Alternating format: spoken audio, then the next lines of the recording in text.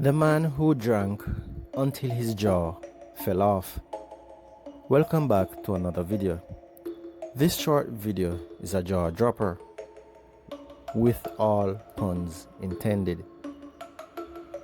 It was the year 1927 in the month of November, and Eben Byers, who was a wealthy industrialist, was returning from an annual university football game between Yale University and Harvard University.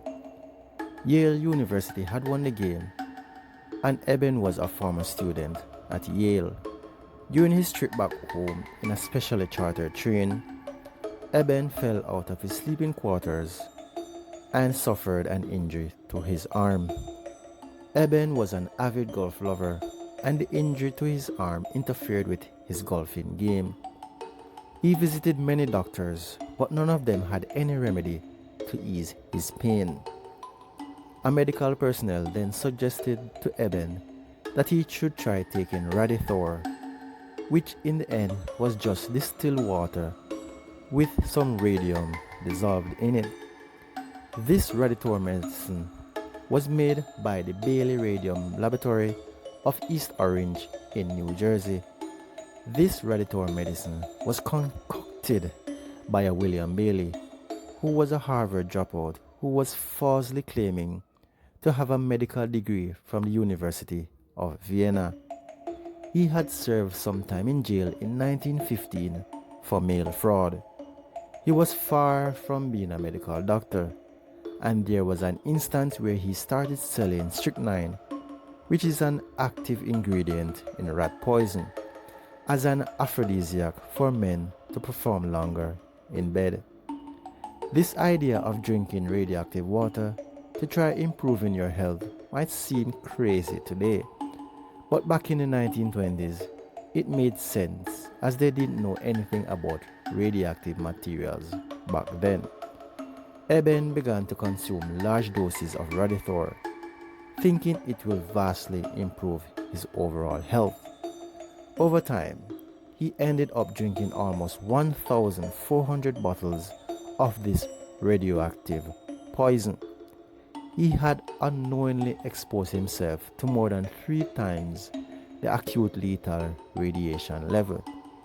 He began suffering aches and pains all over his body and rapidly losing weight after his consistent consumption of the radioactive medicine. Eben suffered more aching symptoms, with a blinding headache and terrible pains in his jaw region. His bones began breaking easily, and his teeth were falling out randomly, and he was diagnosed with having inflamed sinus cavities.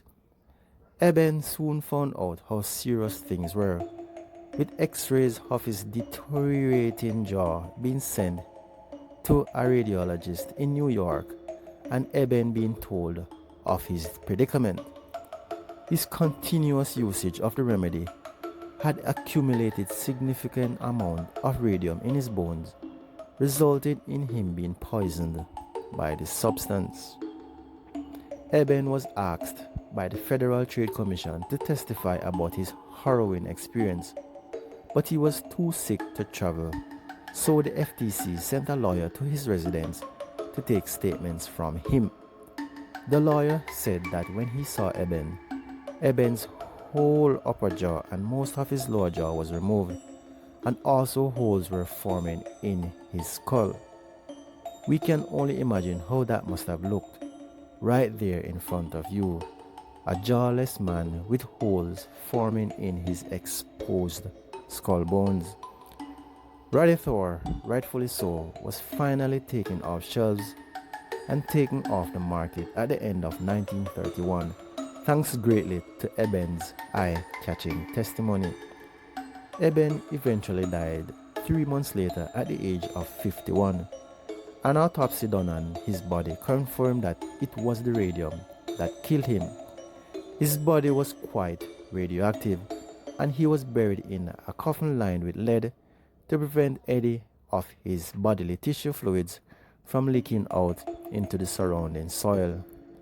Even up to this day, no one can be sure how many people have died from taking Radithor. I think it's safe to say that Eben Byers was definitely not the only person who would have died from this exposure to the radium over this period of time. After all, hundreds of other people were drinking this same Radiator solution. It was estimated that more than 400,000 bottles of this killer Radiator was sold while it was still in production. So this was the story of Eben Byers, the man who drank until his jaw fell off.